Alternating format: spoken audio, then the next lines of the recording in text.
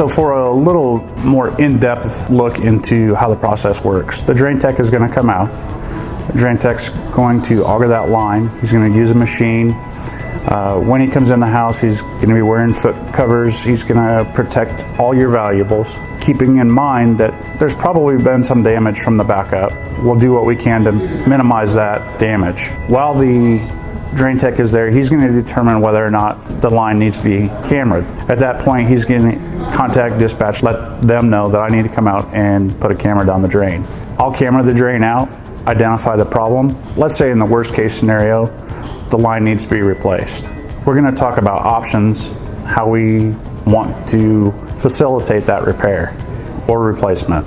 We'll offer financing options. We have multiple financing options. Once we decide on what we're going to do, then that's where I take over. My job is to stay in contact with the customer. This is the first time they've gone through this.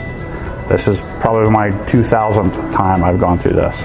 I make sure that I keep the customer involved, explain every detail, make sure I'm introducing them to the crew doing the work, just set the expectations and really set the table for the experience of what's going to happen. Whether it's a simple spot repair or it's a burst or a trench, there's going to be dirt piled up high in the yard, and that can be shocking for some customers. The thing that sets us apart from most companies is our crews are the best in the industry and their finish is spectacular. We always put seed and straw down. Before we even begin the excavation, we lay out tarps to protect the grass or whatever other paved areas may be there. Make sure that when we're cleaning up, we're actually cleaning up. The crews really take pride in the job looking as good as it can possibly look. At the end of the job, I'll come back, I take some pictures, I walk through the job with the customer.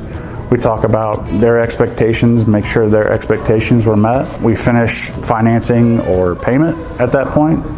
Depending on the scope of the job, a typical repair could take anywhere from 1 to 3 days. On the outside, we might have a job that lasts a week if it's very complicated. Usually there'll be more than one crew there doing that job. In some cases, a spot repair can take 4 or 5 hours. So it really depends on the size and the scope of work. The technician that comes out, cameras the line, and then oversees the job will let you know everything you need to know about the scope of work.